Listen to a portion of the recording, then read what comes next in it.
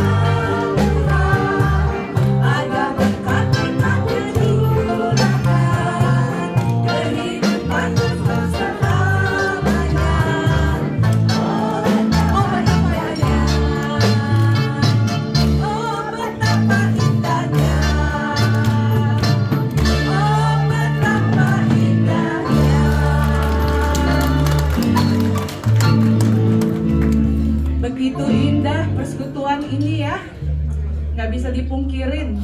Kita semua dari background yang berbeda-beda, berasal dari mana-mana, semua umur. Puji Tuhan. Mari kita nyanyikan lagu Satukanlah Hati Kami.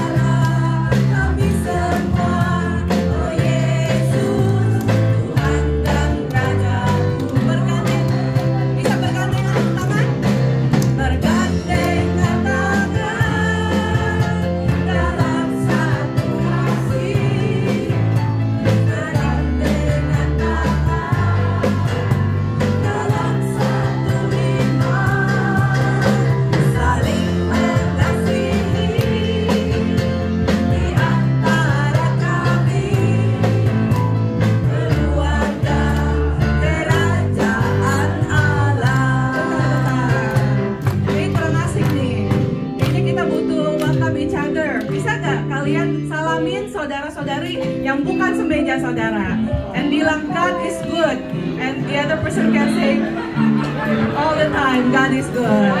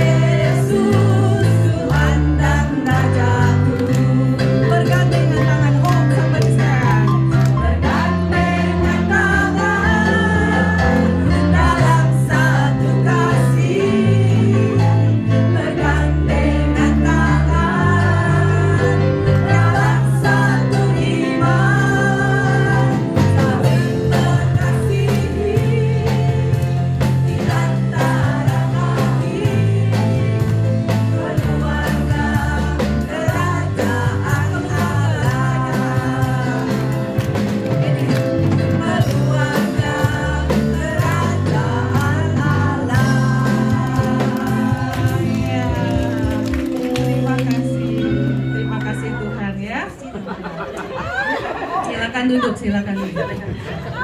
Udah panas ya badannya ya, udah panas.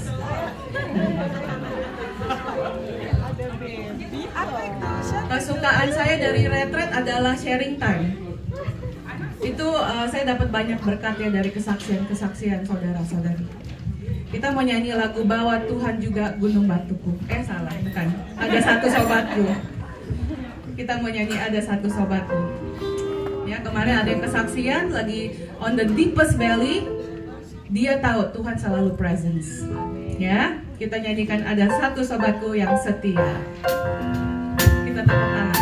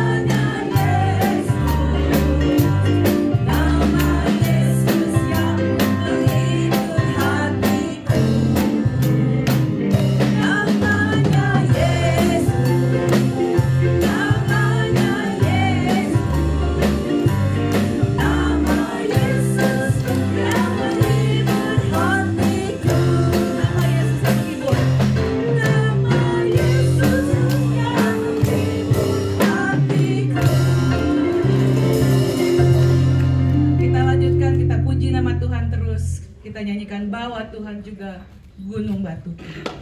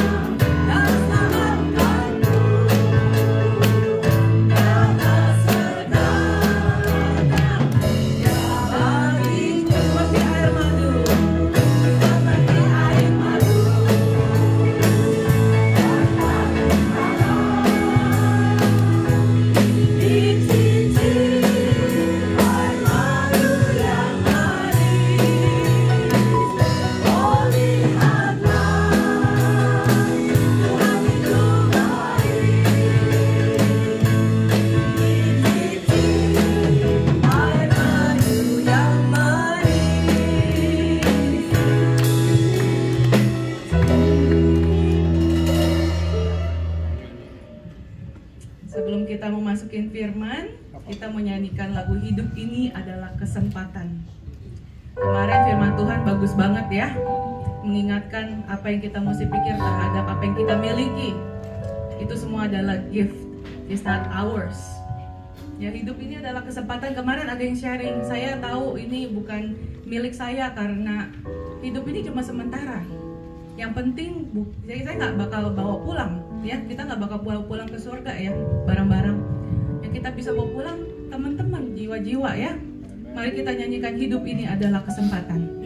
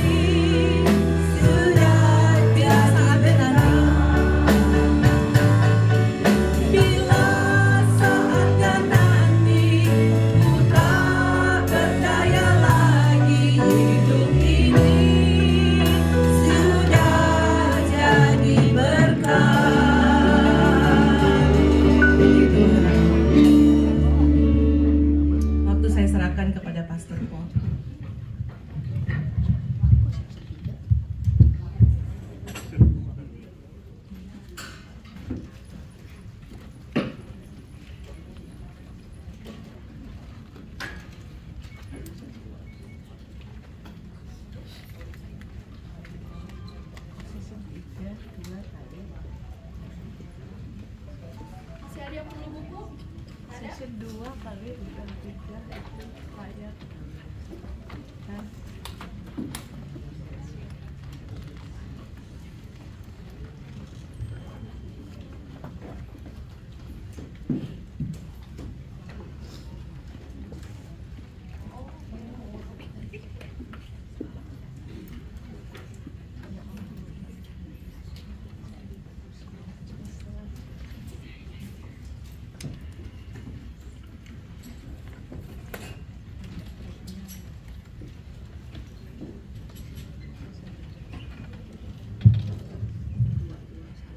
If you guys need the last night's message, there are still some copies there. And after the end of the service, you're also welcome to grab the text of this morning's message. Ya, kalau ada yang mau, yang kemarin punya, masih ada naskahnya. Untuk hari ini saudara bisa ambil nanti setelah selesai kita beribadah.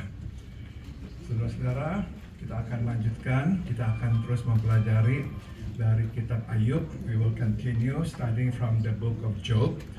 Dan pada pagi hari ini kita akan melihat tokoh yang berikutnya, yaitu iblis.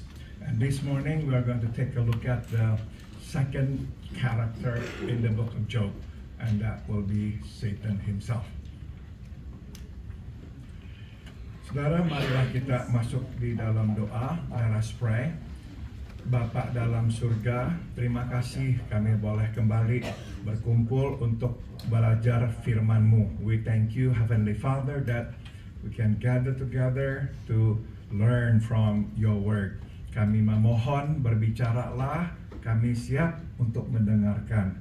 Please speak to us, Father, because we are ready to listen and to learn from you. Dalam nama Tuhan Yesus kami berdoa. In the name of Jesus we all pray. Amen. Marilah kita buka kitab Ayub pasal 2. If you have your Bible with you, please turn to the book of Job chapter 2. Kita akan membaca 2 ayat saja, ayat 4 dan ayat 5. We will read only 2 verses, verses 4 and 5. Ayub pasal 2 ayat 4 dan 5, firman Tuhan berkata, lalu jawab iblis kepada Tuhan, kulit ganti kulit, orang akan memberikan segala yang dipunyainya ganti nyawanya. Tetapi ulurkanlah tanganmu dan jamahlah tulang dan dagingnya, dia pasti mengutuki engkau di hadapanmu. In English, skin for skin, Satan replied. A man will give all he has for his own life, but now stretch out your hand and strike his flesh and bones, and he will surely curse you to your face. Saudara-saudara, satu hal tentang iblis yang kita mesti ketahui adalah iblis tidak pernah menyerah. One thing about Satan that we should know of is that he never gives up. Dia selalu berusaha menghancurkan kerajaan Allah. He always tries to destroy the kingdom of God. Saudara, Satan atau iblis selalu terlibat di dalam misi mencari dan menghancurkan. You see, Satan is constantly engaged in a search and destroy mission. Dia akan mengejar kita, dia akan mencobai kita, dan bila dia tidak berhasil mengubah pengabdian kita kepada Allah, dia akan menghancurkan kita. You see, he goes after us, he tempts us, and if he cannot change our allegiance from God to him, he will then try to destroy us. Saudara, bila iblis tidak dapat membuat kita mengkhianatinya, mengkhianati Tuhan, maka dia benar-benar, saudara, akan berusaha menghancurkan kita. Dan itulah yang terjadi pada Ayub. Satan cannot change Job's allegiance. He therefore is determined to destroy him. Saudara, meskipun Ayub telah kehilangan semua harta bendanya, bahkan juga 10 anak-anaknya, Ayub tetap setia kepada Tuhan. You see, even after losing all his properties and 10 children, Job continues to hold fast to God. Dia berkata, Tuhan memberi dan Tuhan telah mengambil. Terpujilah nama Tuhan. He says, the Lord gave and the Lord has taken away. Blessed is the name of the Lord. Itulah pernyataan imannya. That's his statement of faith.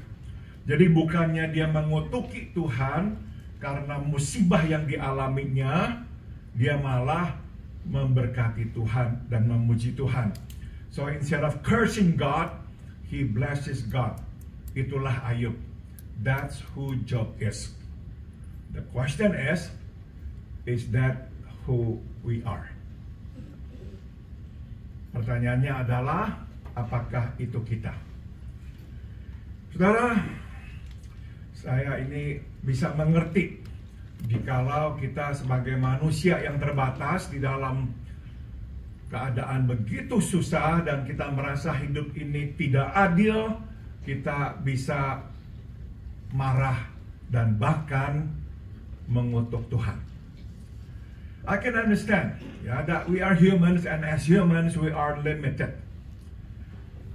And in our limitation, we sometimes cannot stay strong in times of adversity. And instead of blessing God, we curse God. Saudara, mungkin kita pernah berbuat itu. Perhaps we have done that. Saya masih ingat sekali, saudara, ada orang yang di dalam kesusahan hidupnya, dia bukan saja mengutuk Tuhan, dia memanggil iblis masuk ke dalam hidupnya. I have met people that in times of adversity, not only did they curse God, they in fact asked Satan to come into their lives.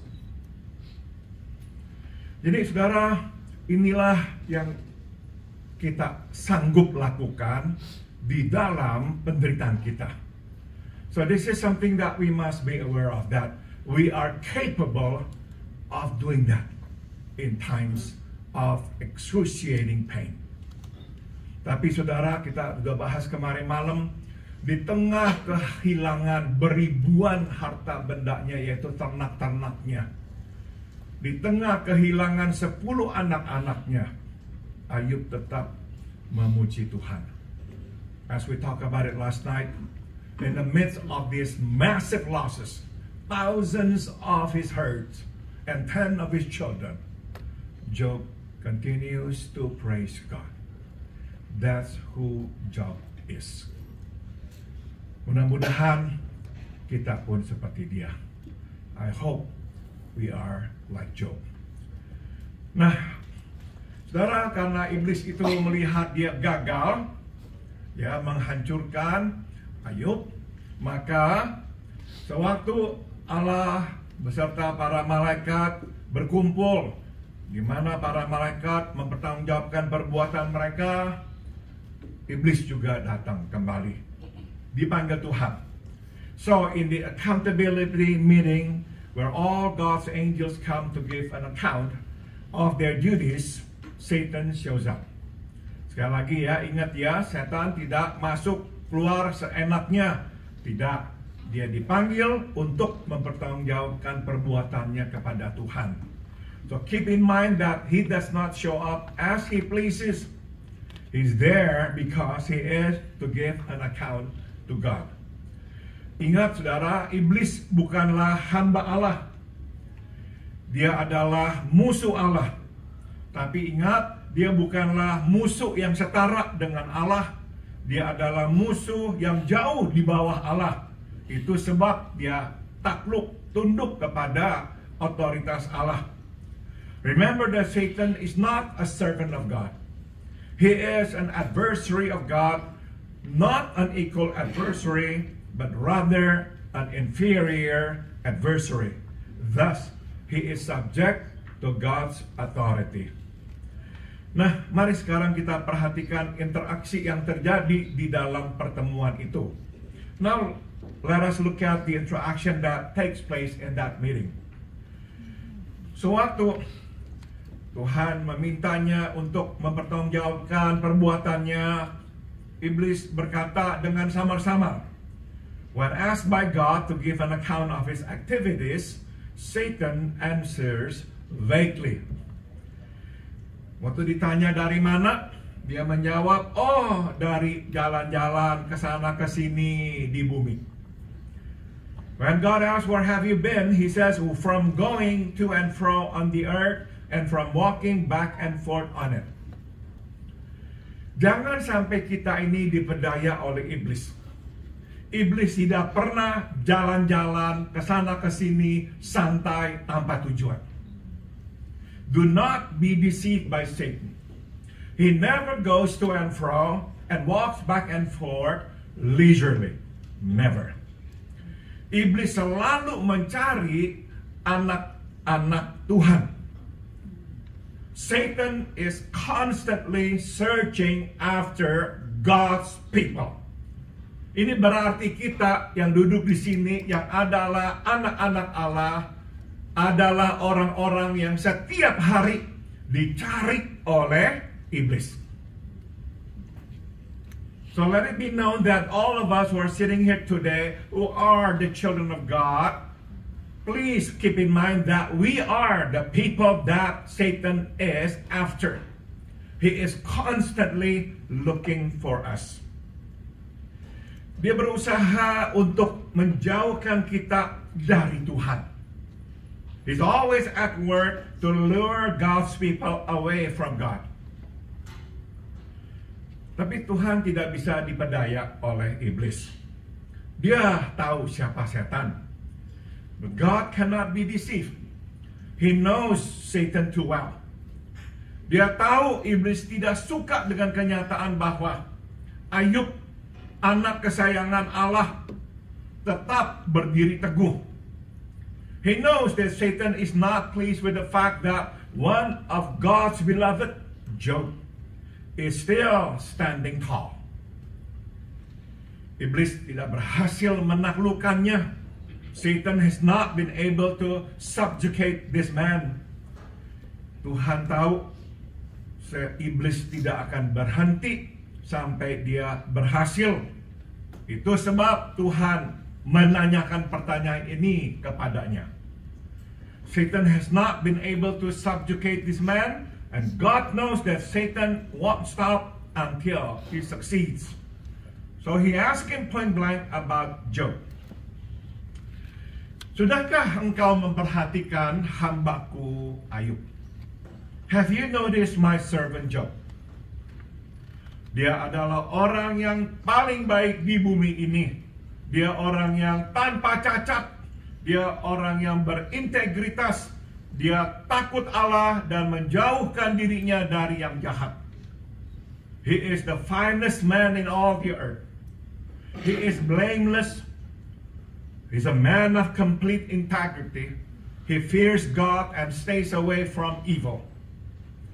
Dan dia telah mempertahankan integritasnya meskipun engkau menyuruhku untuk mencelakakannya tanpa sebab. And he has maintained his integrity even though you urge me to harm him without cause. Sudah tentu iblis telah memperhatikan Ayub. Itu sebab Tuhan perlu mengkonfrontasinya. Of course, Satan has noticed Job. And that's why God confronts him. Nah, inilah akhirnya jawaban iblis. Dia tidak bisa bohong lagi, maka dia harus jujur. And this is Satan's answer. He cannot deceive God, he knows that. So now he has to tell the truth, and this is what he says to God. Kulit ganti kulit. Orang akan menyerahkan apapun yang dimilikinya untuk menyelamatkan nyawanya. Tapi ambillah, renggutlah kesehatannya. Dia pasti akan mengutuki engkau. Skin for skin, the devil says. A man will give up everything he has to save his life. But reach out and take away his health, and he will surely curse you to your face. Tuhan kemudian menjawab dan berkata, in response God then says, okay, silakan engkau perbuat itu. In response God then says, alright, do with him as you please. Tapi, nah ini kata Tuhan, biarkan dia hidup. But spare his life, the Lord said to Satan. Jadi sekali lagi kita diingatkan, iblis hanya bisa berbuat sewaktu diberikan izin oleh Tuhan. Once again we are reminded, the devil can only do so much under the auspices, the authority of God. Dan hidup ini, nyawa kita ini sepenuhnya di tangan Tuhan. And our lives are in the hands of God, not in the hands of Satan or anybody else. Iblis kemudian meninggalkan Allah, dan dia, seperti kita sudah bahas kemarin, memberikan kepada Ayub penyakit yang luar biasa. Bisul di seluruh tubuhnya, dari ujung kaki sampai ujung kepala. And Satan did something very terrible to Job. He gave him boils from head to toe. Stop dulu, saudara. Dari sini kita bisa belajar satu hal. Iblis bisa membuat kita sakit. We can learn this lesson about the devil. He can actually make us sick. Saudara, kadang orang-orang apalagi di Amerika ya sering meremehkan iblis. We who live in America knows that how often people here make fun or take the devil lightly. Ini berarti, saudara, iblis sukses besar di negara ini. It simply means that the devil has a big success in this country. Karena itulah yang memang dia coba lakukan. You see, that's what actually he's trying to do. Dia selalu ingin membuat kita beranggapan, oh, dia itu tuh tidak ada apa-apanya. He wants us to think that he is nothing. He wants us to treat him as a laughing matter. Dia mau kita ini justru mengguyongkannya, menganggapnya remeh. Sebab sewaktu kita menganggapnya remeh, disitulah dia menguasai kita. Because when we take him lightly, he will become very serious and he will take over our lives. Saudara, iblis bisa membuat kita sakit. The devil can make us sick. Ayub menderita dengan bisul-bisul yang bernanah. Ini perbuatan iblis terhadapnya. The fact that Job is afflicted with these boils all over his body, all actually Satan's doing. Nah, mari kita lanjutkan dan kita akan petik lagi beberapa pelajaran. Let's learn some more lessons. Pertama, iblis tidak pernah berhenti mencobai kita. Dia akan senantiasa berusaha. First is that Satan never stops tempting us and he will keep on trying. Jangan sampai kita ini berpikir bahwa pastilah sekarang iblis sudah bosan dengan kita, capek dia mencoba menjatuhkan kita. Do not ever think for a minute that Satan is already bored or tired of tempting us. Jangan sampai berpikir bahwa iblis sudah menyerah karena dia tidak bisa lagi mencobai kita, maka udah sekarang dia berhenti. Do not think that Satan has already given up because he cannot tempt us anymore, so therefore he quits. No, Satan never quits. Tapi ini yang kita perlu camkan. But this is what we need to know. Kita aman di tangan Tuhan. We are safe in God's hands. Bukan saja kita dilindungi oleh Allah, bahkan setan pun, iblis pun tunduk pada kuasa Allah. Not only are we protected by God, but Satan is also subject to God's authority. Dia tidak bisa berbuat apapun tanpa seizin Tuhan. He can never do anything to us without God's permission. Nah, jadi ini yang kita mau ingat. Iblis tidak pernah berhenti berusaha Tapi Tuhan tidak pernah berhenti bersama kita. Dia tidak akan meninggalkan kita. Satan never quits, that's true. But God never leaves. Sebagian kita mungkin pernah menonton film Jesus Revolution. Some of you might have seen the movie Jesus Revolution. Film ini adalah tentang seseorang bernama Lonnie Frisbee. Nah, saudara, dia ini adalah tokoh yang berperan besar di dalam gerakan kebangunan rohani yang dipanggil Jesus People. He played a big role in the Jesus People movement. Ini adalah gerakan untuk menjangkau para hippies di tahun 60-an dan 70-an. This is actually an outreach to hippies in the 1960s and 1970s. Sebelum Lonnie Frisbee diselamatkan, dia ini terlibat di dalam narkoba, obat-obatan, dan kehidupan yang tidak bermoral. Before he was saved, Lonnie was involved in drugs and immoral life. Nah, saudara, ini yang sayang.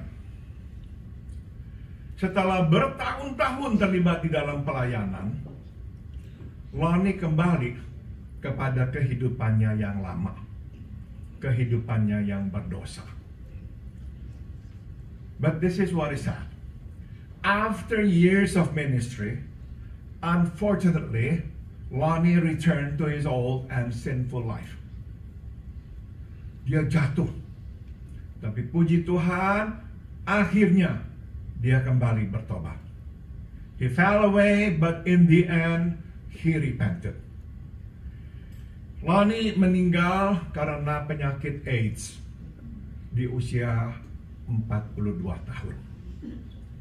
He died from AIDS at the age of 42. Tuhan memakai Lonnie luar biasa. God used Lonnie mightily.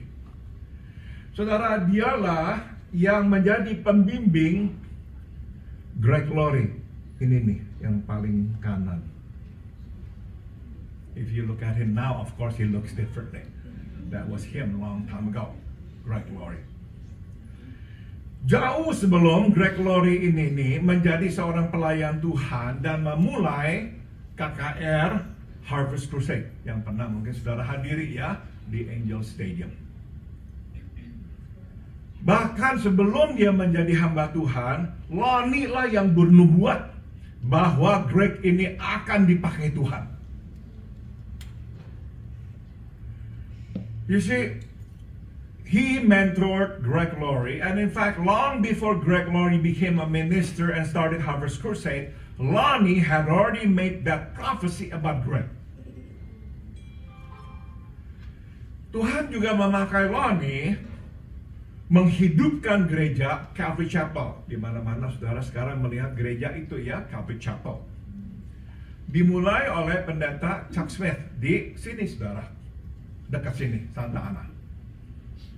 God also used Lonnie to ignite the Calvary Chapel Church, pastored by Chuck Smith. Itu tuh. Saudara, sebelum Lonnie bergabung di Calvary Chapel, hanya sekitar 50 orang beribadah di gereja itu. Beberapa minggu setelah Lonnie dan istrinya Connie bergabung dan melayani di sana, ribuan orang berbakti di situ. Dan hampir semuanya hippies seperti dia dulu. You see, before Lonnie joined the church, there were only about 50 people in the church. But within weeks after Lonnie and his wife Connie joined, over 1,000 people attended the service, and most of them were hippies. Saudara, saking begitu banyaknya orang yang datang dan bertobat, mereka terus-menerus membaptis orang. Kalau nggak salah, saya lupa ya, antara Huntington Beach atau Newport Beach. Itu di pantai mereka bawa hipis-hipis itu, diceburin di laut, dibaptis semuanya di sana. Itu sebab saudara tidak tahu sekarang masih apa tidak, sampai bertahun-tahun Great Glory meskipun gerejanya di Riverside juga membaptiskan orang di situ, Newport Beach apa di Huntington Beach.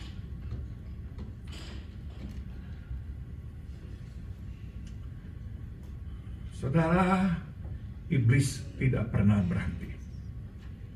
You see, Satan never quits. Dia akan mencobai kita atau dia akan menyerang kita, terutama kita yang dipakai oleh Allah. He either tempts us or attacks us, especially we who are used by God. Bahkan ini yang bisa kita simpulkan. Makin dipakai Tuhan, makin iblis akan mencobai kita.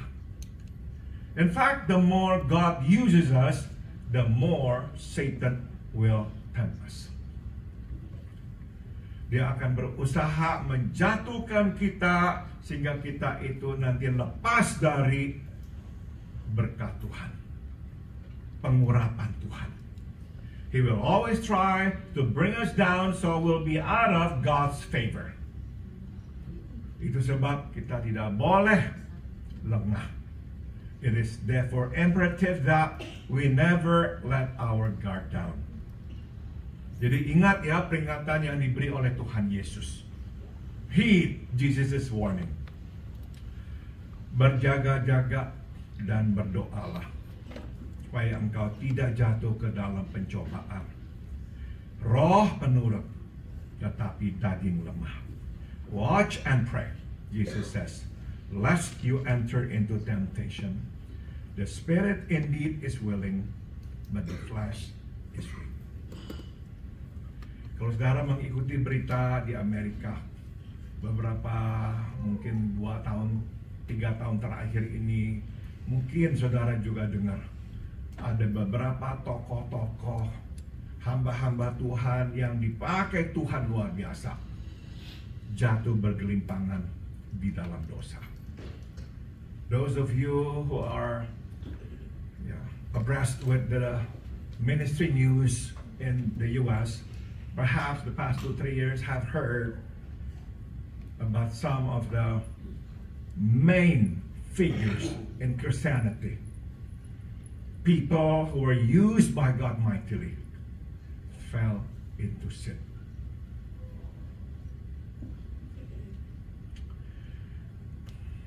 Nah, saudara, tapi ini yang kita juga mesti sadari. Meskipun kita berjaga-jaga dan berdoa, tidak berarti kita ini dibebaskan dari pencobaan. But this is what we need to know though. Watch and pray does not exempt us from temptation. Iblis tidak peduli. Dia akan terus mencobai kita meskipun kita sudah berjaga-jaga dan berdoa. Satan doesn't care. He still tempts us even if we already watch and pray. Saudara, dulu saya beranggapan, kenapa kok hamba-hambanya bisa jatuh? Oh, pastilah dia itu memang udah jauh dari Tuhan, dia itu lengah, dia udah mungkin tidak lagi sering-sering berdoa dan bersaat teduh. Tapi akhirnya saya sadari, saya keliru. I used to think that the reason why some of these servants of God fell into sin were because maybe they were not spending enough time praying. Maybe they were not as devoted anymore to God. Maybe they were walking away from God. Maybe they were playing around with fire. And then I discovered that that is not the case. Akhirnya saya temukan bahwa sebagian dari mereka justru saat-saat mereka jatuh, mereka sedang-sedangnya bukan saja dipakai Tuhan, dekat dengan Tuhan. But then I discovered that some of them, perhaps many of them, when they fell into temptation, they were not only at the peak of being used by the Lord, but they are walking so closely, intimately with the Lord.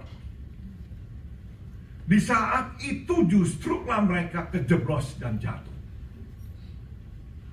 It's then, when they are walking with God so closely, they fell. Jadi ingat ya, meskipun kita telah berjaga dan berdoa, tidak berarti iblis melihat, aduh, tidak bisa lah cobai orang ini nih, dia selalu berjaga dan berdoa, udah ada cari yang lain. Tidak. It doesn't mean because we watch and pray, and the devil will say, oh, no use to tempt him or her because they are so close to God. Let's find somebody else. Oh no.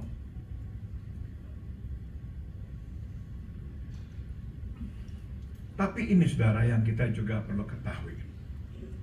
Bila kita berjaga-jaga dan berdoa, kita akan lebih peka melihat cara iblis yang tengah menggodai kita, dan kita akan lebih mempunyai kekuatan melawan pencobaan itu. However, if we are in the position of watch and pray, we will be more alert to the ways used by Satan to tempt us. And we'll be stronger to resist the temptation. Jadi kalau kita tidak berjaga-jaga dan berdoa, meskipun ya kita tahu iblis bisa mencobai kita, tapi kita tidak terlalu peka dengan caranya dan di saat itu waktu kita dicobainya. So if we do not watch and pray, even though we know the devil will continue to tempt us and attack us, we may not be that alert, aware to identify the ways used by Satan to tempt us. Kalau kita hidup dalam berjaga dan berdoa, waktu iblis mulai menggoda kita, menggunakan ini, menggunakan itu, kita berasa langsung. But if we watch and pray, when the devil tries to tempt us, we will feel it. We will know it. Our alarm will go off and we'll say, I am being attacked. I am being tempted. Maka jangan sampai lalai berjaga dan berdoa. Saudara, kalau kita tidak berjaga dan berdoa, kita juga tidak punya kekuatan melawan, sehingga kita akhirnya lebih mudah untuk jatuh. And if we don't watch and pray, for sure we'll be a lot weaker. So it'll be easier for us to fall into temptation.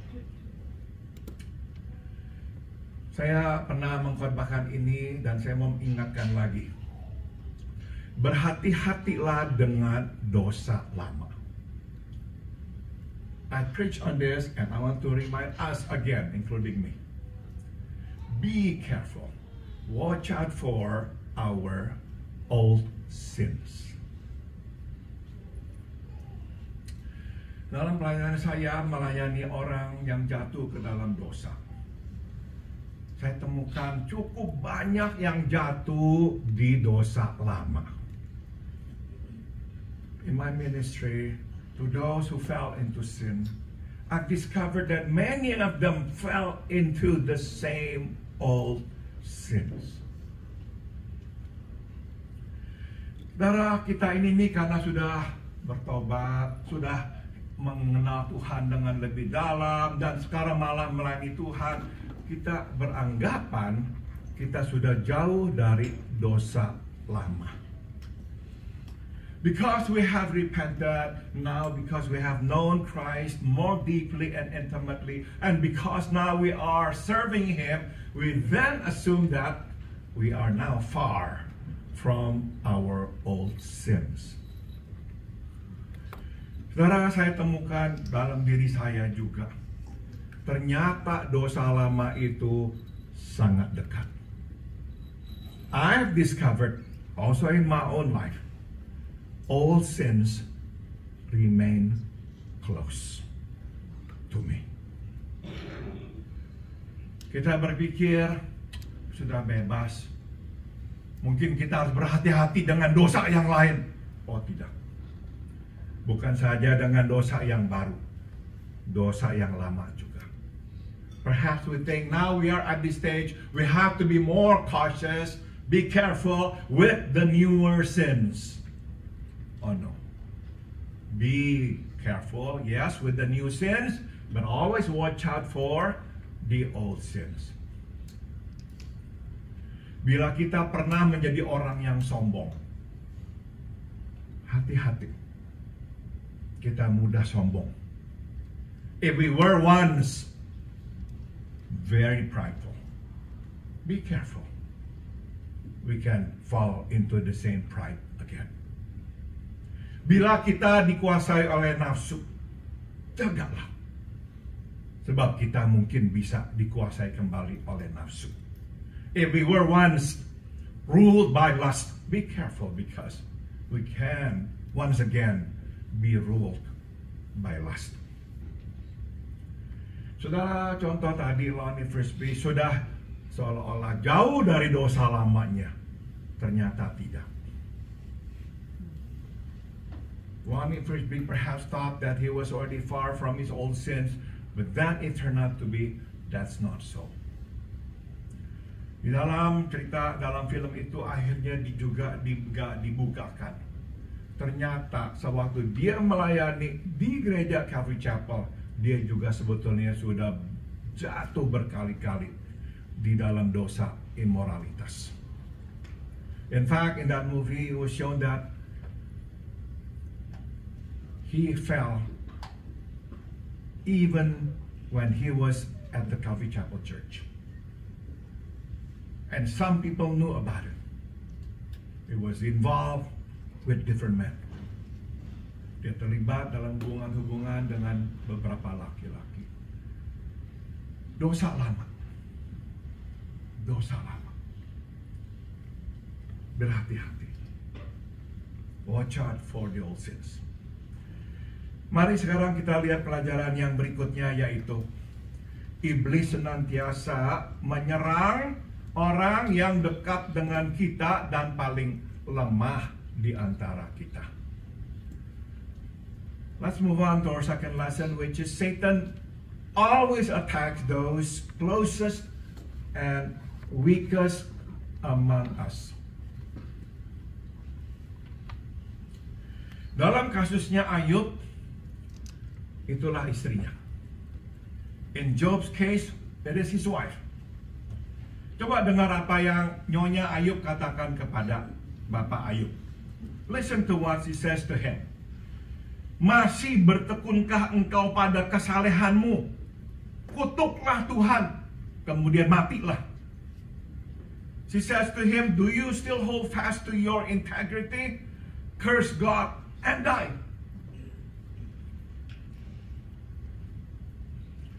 Saudara, yang mengatakan ini bukan musuh Ayub loh.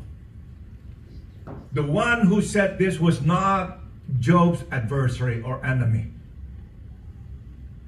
It's his own wife. Nah, coba kita dengar apa jawabannya Ayub. To which Job firmly responds, kamu bicara sebagai orang yang bodoh. Apakah kita hanya mau menerima yang baik dari Tuhan dan tidak mau menerima yang buruk dari Tuhan? Kita tidak boleh ngatain istri kita bodoh, tapi kalau istri kita suruh mengutuk Tuhan, silakan katakan dia bodoh. I don't want you to say to your wife, you are foolish, you are fool. No, I don't want you to say that to your wife. But if your wife... Amen, brother. Thank you, brother. You agree with me. Agree with me. Amen. Amen. Anjingnya siapa itu? Mochi. Anjing ini. Speaking for Banky. Speaking for Banky. He knows your heart, Banky. I don't want him to fight. No.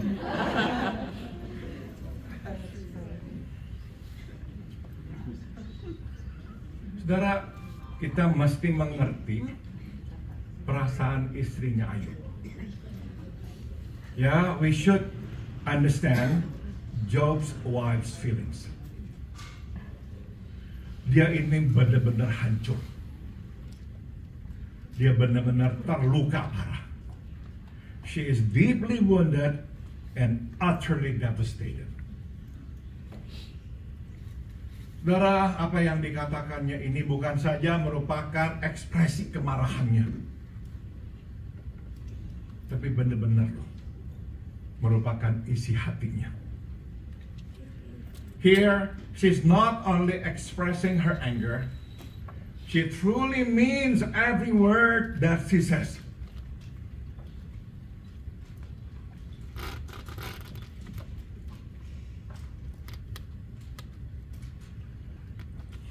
Dia melihat suaminya hidup saleh,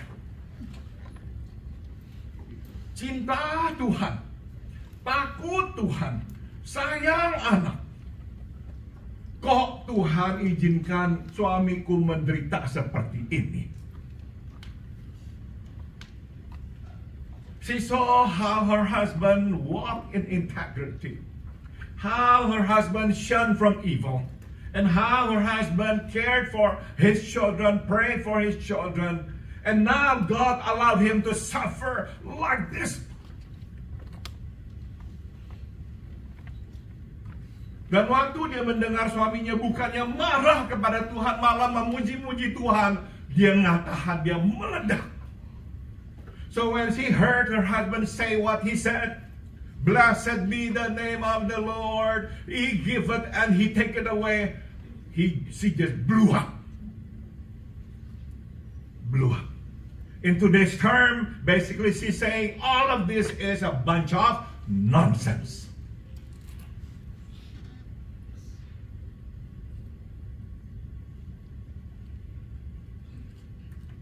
She basically was saying to Job, all your dedication to God goes down the drain. Not even looked at by God. If God ever allowed you to suffer like this, it simply means He doesn't even look at you. You don't count. So just curse Him and die.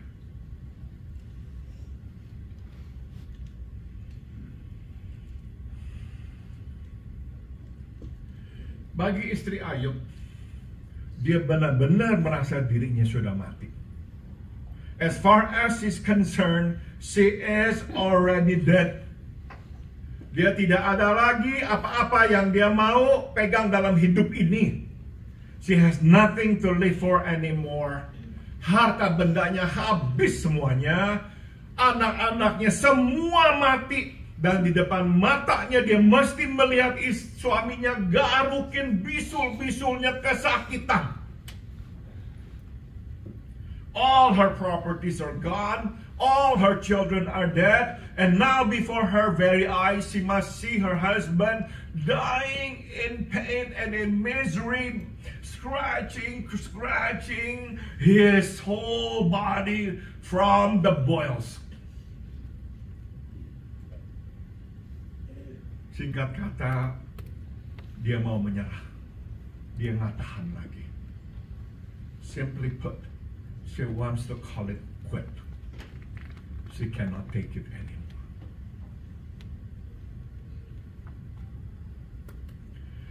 Dan karena seumur hidup, dia menyerahkan hidupnya ke tangan Tuhan, maka tidak bisa tidak. Marahnya 100% kepada Tuhan. Dia menyalahkan Tuhan. And because she entrusts her entire life in the hands of God, she places the blame on God squarely. Kalau Tuhan tidak secara langsung bertanggung jawab, pastilah secara tidak langsung Tuhan bertanggung jawab. Jadi tidak ada bedanya buat dia.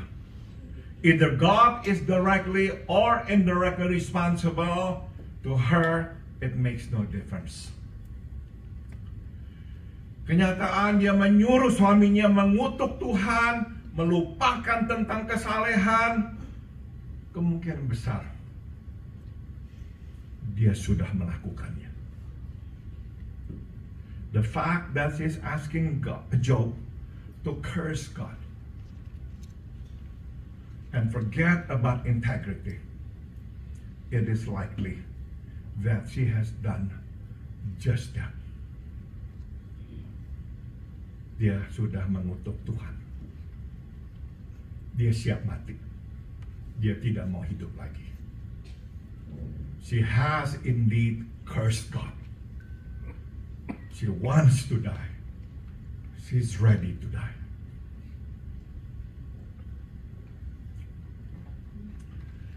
Mungkin ada di antara kita yang pernah di titik terendah di dalam hidup, seperti Nyonya Ayub. Perhaps some of you have been there, at the lowest point of your life, just like Mrs. Job. Saudara berkata, percuma. When you look back, you said, useless. All useless. What for? What for? If this is the outcome, what for? I'd better die. I don't want to live anymore.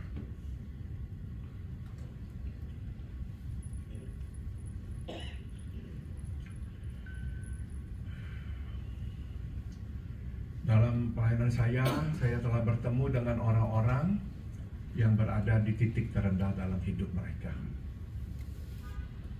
In my work, I have met people who were at the lowest point of their lives.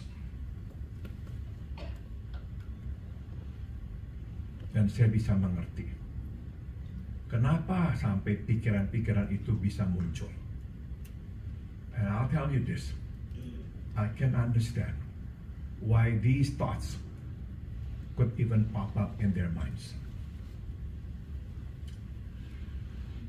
Joe Biden, Presiden Joe Biden, kehilangan istrinya dan satu anak perempuannya di dalam kecelakaan mobil. President Joe Biden lost his wife, his first wife, and his daughter in a car crash. Dua anak laki-lakinya selamat, Bill dan yang sekarang ini yang terkenal ya, Hunter. The two sons survive, Bill and Hunter. Nah saudara, dia bercerita setelah kehilangan istri dan anak perempuannya, dia terpukul. He shared that after he lost his wife and his daughter, he was really beaten down. He was really depressed. Dalam satu pembicaraannya, dia mengeluarkan perkataan ini. In one of the speeches that he gave, he actually said this. Dulu saya tidak pernah mengerti mengapa sampai orang mau membunuh diri. Tapi sekarang saya mengerti. He said, in the past, I never understood why people wanted to end their lives. But now I do. Now I do.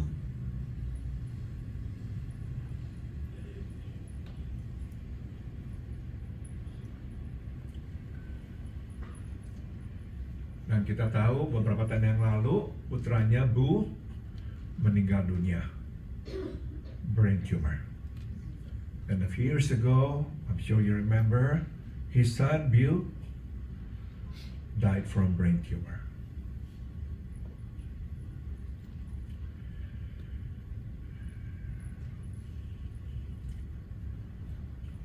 Maka kemarin saya sudah berkata kepada saudara, untuk apa kitab Ayub ini? Untuk apa penderitaan Ayub ini dan dicatat-catat di Alkitab? As I asked you last time, what's the purpose of Job's suffering? What's the purpose of writing down his suffering in a book for us today? Saudara, kita bisa mengatakan untuk segala cara-cara, untuk segala tujuan, tapi bagi saya yang sederhana adalah supaya kita tahu Tuhan itu penuh misteri. We can come up with reasons why Job had to suffer and why it has to be recorded in the Bible for us today. But at the end of the day, to me, the answer is just to remind us, God has mysterious sides and we can never figure him out. Dan pada akhirnya yang dia inginkan adalah kita mempercayai hatinya. And that at the end of the day, what he wants is for us just to trust his heart. That's all. Not to understand him, but just to trust his heart. Mari kita lanjutkan. Meski kita mengerti perasaan hati ibu yang Ayub, tapi kita tidak boleh membenarkan perbuatannya. Even though we can understand Job's wife's feelings, we should not justify her action. Membuang integritas, mengutuk Tuhan tidak pernah benar. Throwing away integrity and cursing God are never right at any condition. Meskipun dia dan Ayub menderita, kita bisa berkata Ayub menderita lebih dari adanya. Even though both she and Job suffer, we can say that Job suffers more. Bukankah Ayub yang didera oleh penyakit bisul-bisul itu bukannya dia? After all, it is Job who is afflicted with a terrible skin disease, not her. Jadi ini saudara, responsnya terhadap penderitaan memperlihatkan di antara keduanya, dia adalah pihak yang lebih lemah. Dia tidak kuat menanggung penderitaannya. So her response to suffering shows that she is the weaker party. She cannot endure the pain anymore. Tapi ada gambar yang lebih besar di sini. But there's a bigger picture here. Saudara, istri Ayub berpikir bahwa dia hanyalah mengekspresikan kefrustrasian dan kemarahannya. Tanpa disadarinya, dia tengah membuka dirinya terhadap serangan iblis. The bigger picture is, she thinks that she is only unleashing her fury, but unbeknownst to her, she's opening herself to Satan's attack. Iblis menggunakannya sebagai sarung tangan tinju untuk menggebuki suaminya. Satan is using her as a boxing glove to beat up on her husband. Di kondisinya yang terendah, di mana dia paling butuh penghiburan kekuatan dari istrinya, yang diperolehnya bukan saja kata-kata yang menyurutkan semangatnya, tapi justru dorongan untuk berdosa, dorongan untuk menjauhkan diri dari Tuhan, memutuskan hubungan 100% dari Tuhan. In his worst condition, where Job needs encouragement from her, what he's getting is not only discouragement, but also encouragement to sin, to turn his back on God, to cut off all ties 100% with God. Tapi Ayub bergeming, tidak bergerak. Dia pegang kesalehannya, Meskipun tidak ada lagi dukungan dari istrinya, meskipun justru dia diserang oleh istrinya. But Job doesn't budge. He holds on to his integrity despite the absence of support and personal attack from his wife. Yang keluar dari mulutnya justru statement iman yang luar biasa lagi. What comes out of his mouth next is another great statement of faith. Apakah kita hanya mau menerima yang baik dari Tuhan, tidak mau menerima yang buruk? Shall we indeed accept good from God, and shall we not accept adversity? Saudara, inilah hikmat yang terbaik. Inilah pengetahuan tentang Tuhan yang terlengkap. Dan inilah iman pada Tuhan yang terdalam. This is life's wisdom at its best. Knowledge of God at its fullest. And faith in God at its deepest. Ini memperlihatkan siapakah Ayub di titik terendah hidupnya. This reveals who Job is at his lowest level. Kalau kita mau mengenal orang, kita harus melihatnya di dua titik. Titik tertinggi dan titik terendah. If we really want to know somebody, we have to know that person in 2 points.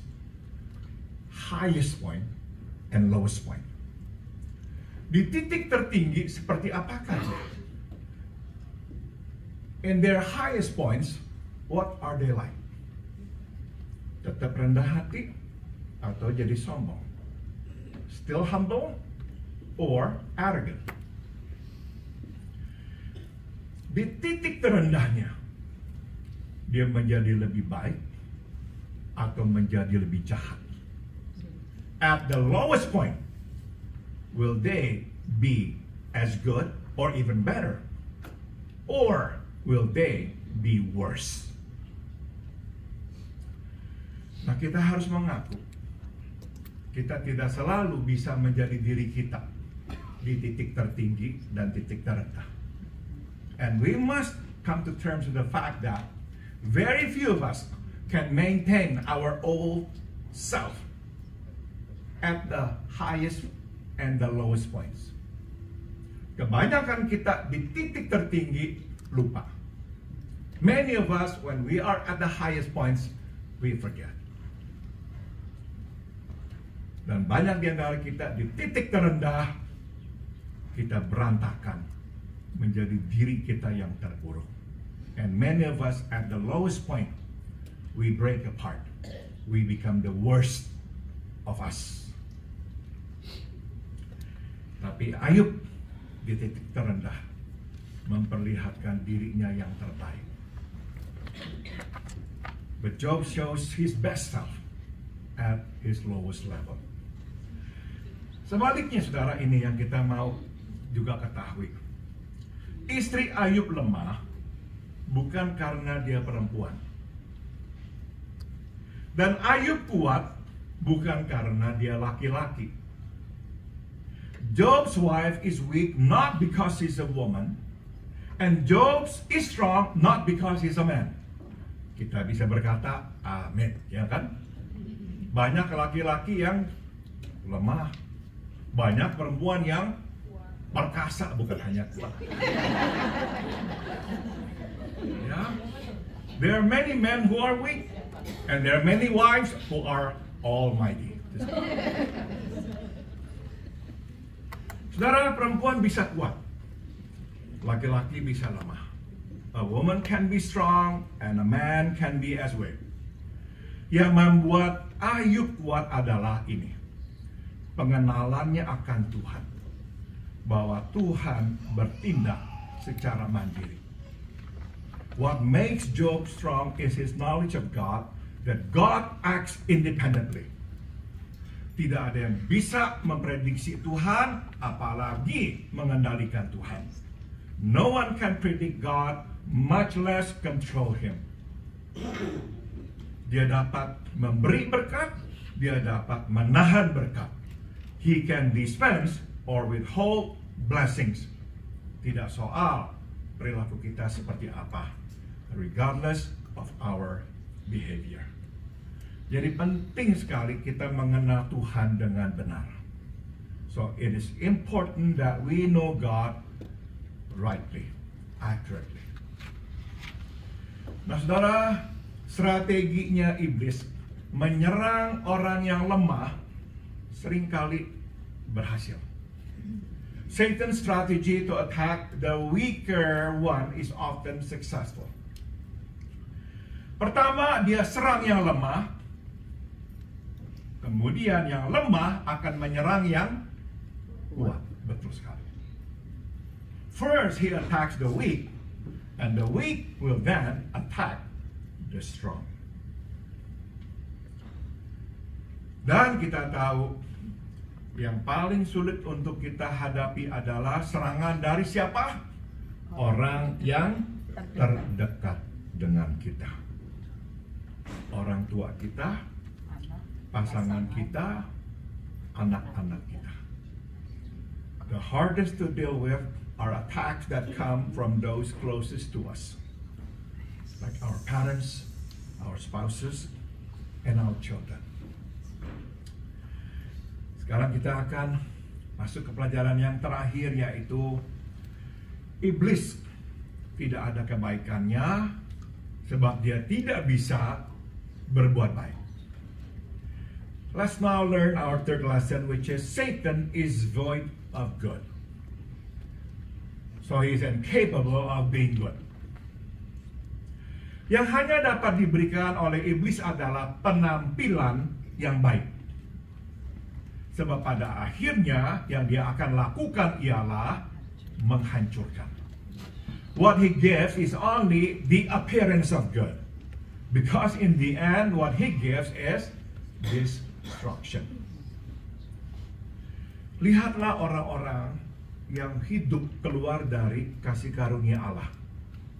Akan kita lihat adalah apa? Kehancuran. Look at the lives of those who walk out of the grace of God, and we will see destruction.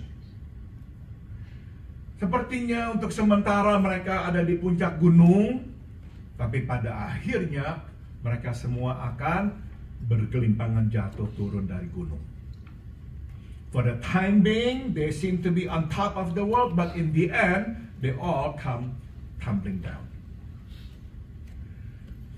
Sebaliknya dengan Tuhan. Conversely, waktu Tuhan menghukum kita, tujuannya bukan menghancurkan, tapi membangun kita kembali.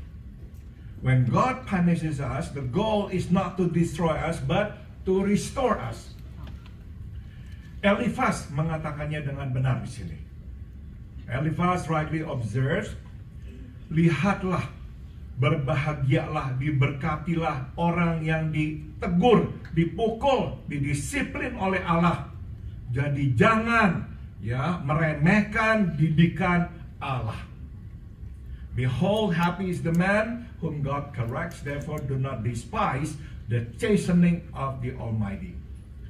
Karena dia melukai, namun dia membalut.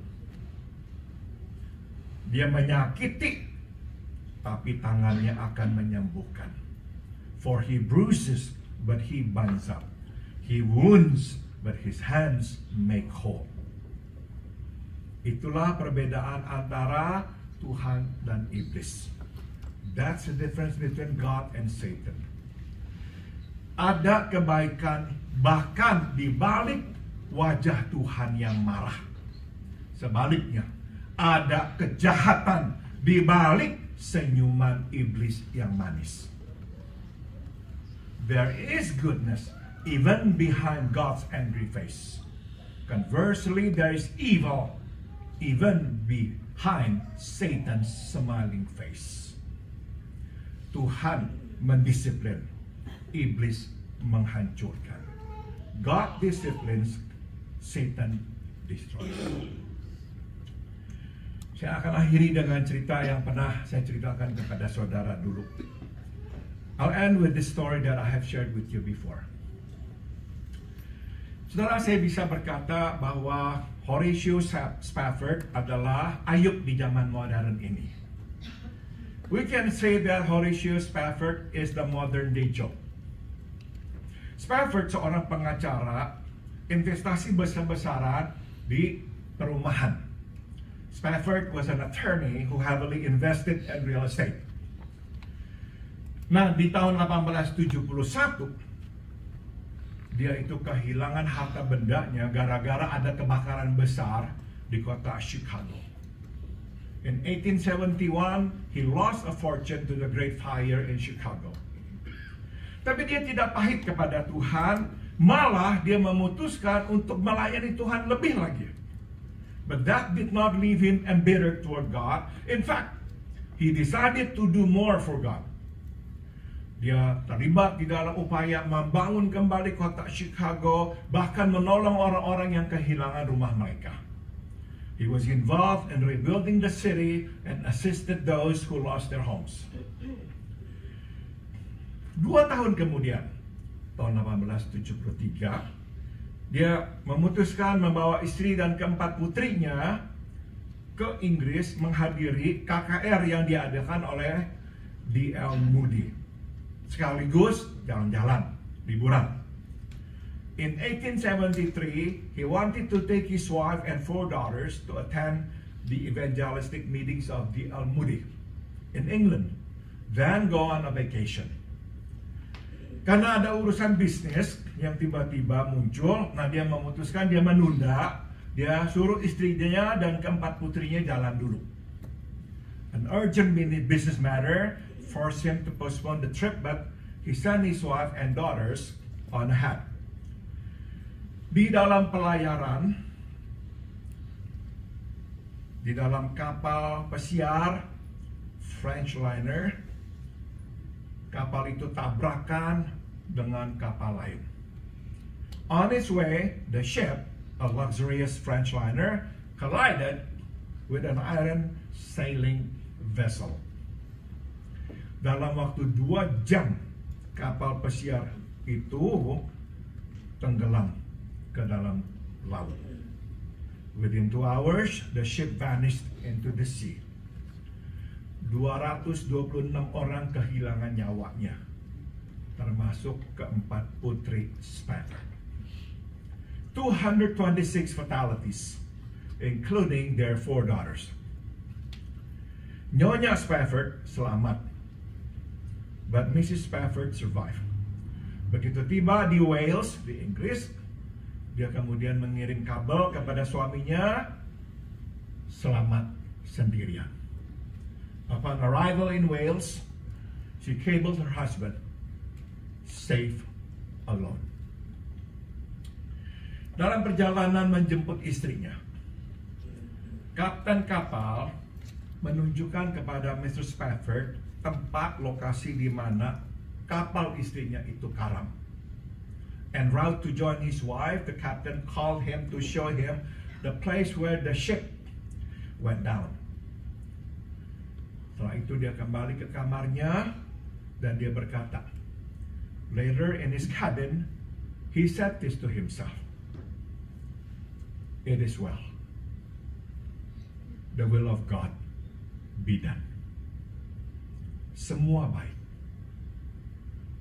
Kehendak Tuhan jadilah. Dari situlah muncul lagu yang kemudian ditulisnya. It is well with my soul. Nyamanlah jiwaku. Later he wrote his famous hymn, It is well with my soul. Tapi saudara, ini bukan akhir penderitaannya. But that's not the end of his misery. Setelah kehilangan keempat putrinya, belakangan dia dan istrinya dikaruniakan Tuhan dengan 3 anak. 2 anak perempuan, 1 anak laki-laki. After losing his daughters, he and his wife were blessed with 3 children, a son and 2 daughters. Saudara, di tahun 1880, in 1880. Ya, jadi 7 tahun setelah musibah itu. Di usia 4 tahun, anak laki-lakinya mati, terkena sakit demam. In 1880, 7 years after he lost his 4 daughters, his 4-year-old son died of scarlet fever.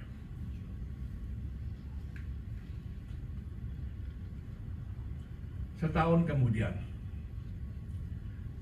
dia meninggalkan semuanya, membawa keluarganya pindah ke Yerusalem, di mana dia di sana mencurahkan hidupnya untuk menolong orang.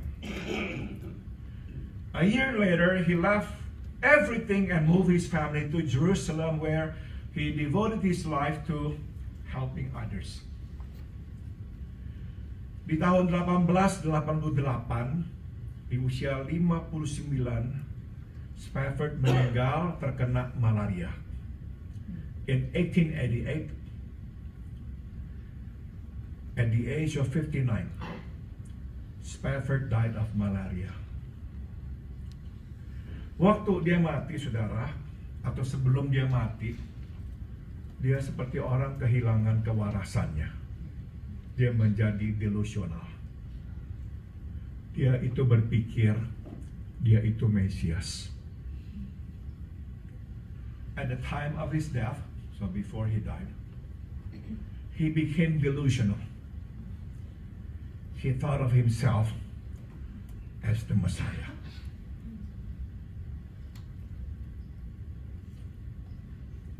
Mengerti ya kenapa saya berkata dia adalah Ayub di zaman modern ini. Now you understand why I said to me he is the modern day Job. Seperti Ayub, Spafford kehilangan semuanya dan hampir juga kehilangan anak-anaknya. Tapi dia tetap kuat di dalam Tuhan. Like Job, Spafford lost almost everything, almost everyone, but he too remained steadfast. Dia pegang, bertahan pada Tuhan karena dia percaya Tuhan itu penuh dengan kebaikan. He clung to God because he knew that God was full of goodness.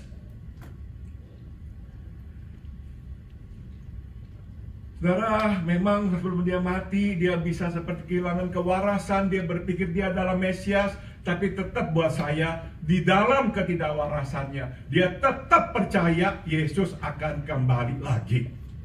Dia tetap percaya Tuhan pegang janji, tetap percaya Tuhan baik. Even in his delusion, when he thought of himself as the Messiah, to me, it shows he still cling to his faith. Jesus will come back. God is good. He will never forsake us. That's why he will return.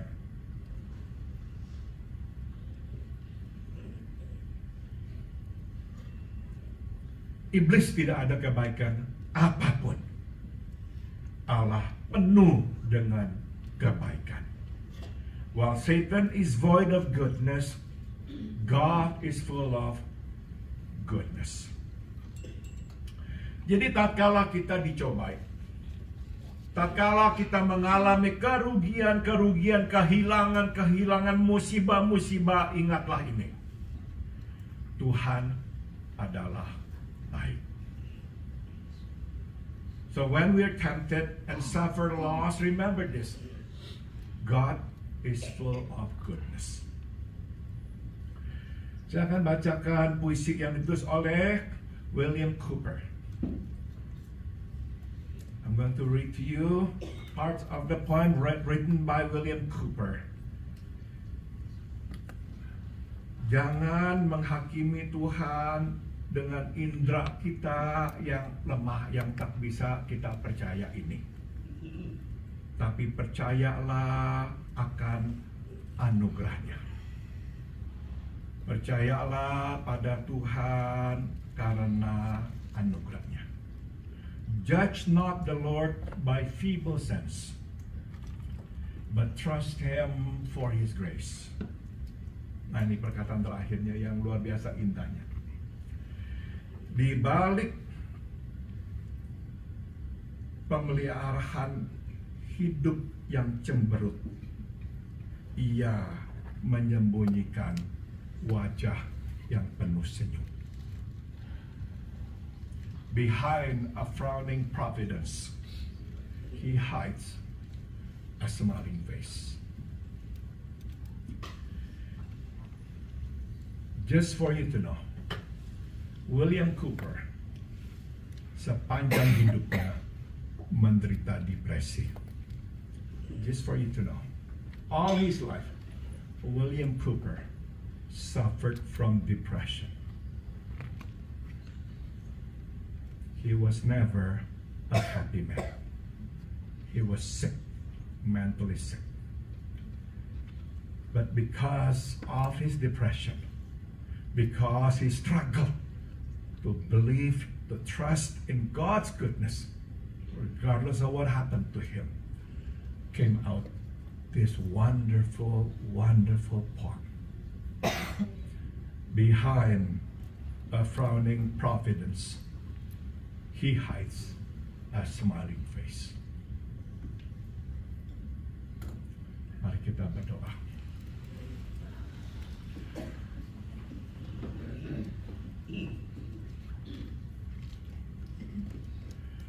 Tidak apa-apa, kami tidak melihat wajahmu yang tersenyum di depan. Selama kami tahu hati Tuhan penuh senyum. It's okay, Lord, when we cannot see your smiling face right up front. Because now we know and trust, wholly trust that your heart is good.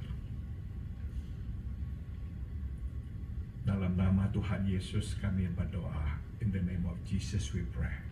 Amen. Thank you.